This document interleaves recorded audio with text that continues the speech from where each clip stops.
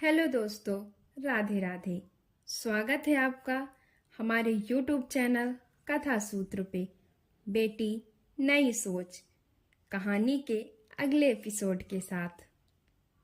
यह एक काल्पनिक कहानी तो है, पर जीवन की परिस्थितियों को शुद्ध रूप से व्यक्त कर रही। इसका उद्देश्य किसी की भावनाओं को ठेस पहुंचाना नहीं है।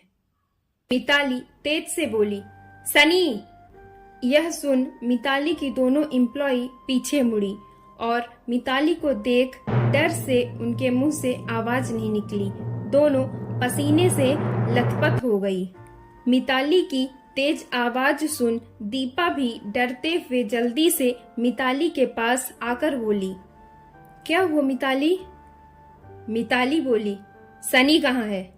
मार्केट गया है, कुछ फैब्रिक का काम था, पर हुआ क्या है, कुछ तो बताओ।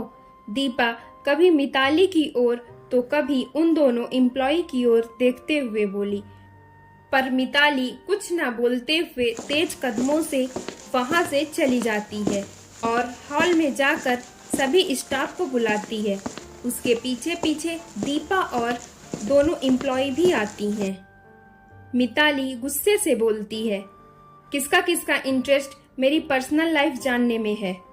मैं आज ही उसे क्लियर कर दूं। मिताली का ये रूप देख सभी दंग रह जाते हैं। बेशक ही मिताली को हंसते हुए कभी किसी ने न देखा हो, पर उसका ये रूप भी सभी के लिए नया ही है। मिताली ऑफिस से रिलेटेड डिस्कशन अक्सर दीपा और सनी से करती है और अपने स्टाफ से उसकी बात कम होने के कारण सभी के नजर में उसकी इमेज रूड बॉस लेडी के रूप में थी।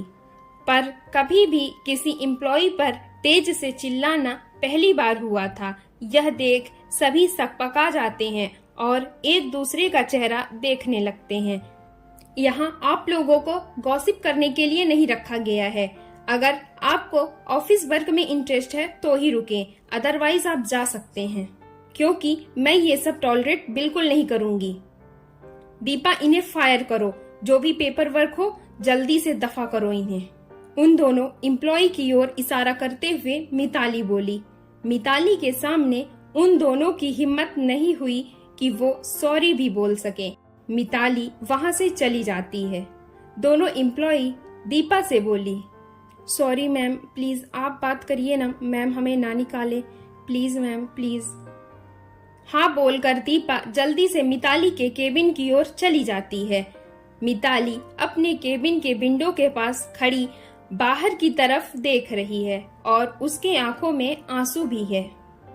दीपा आकर बोली, मिताली। मिताली दीपा की बात काटकर तेजी से सांस लेते हुए बोली, तुम्हें कभी भी मेरे पास्ट के बारे में जानने की इच्छा नहीं हुई?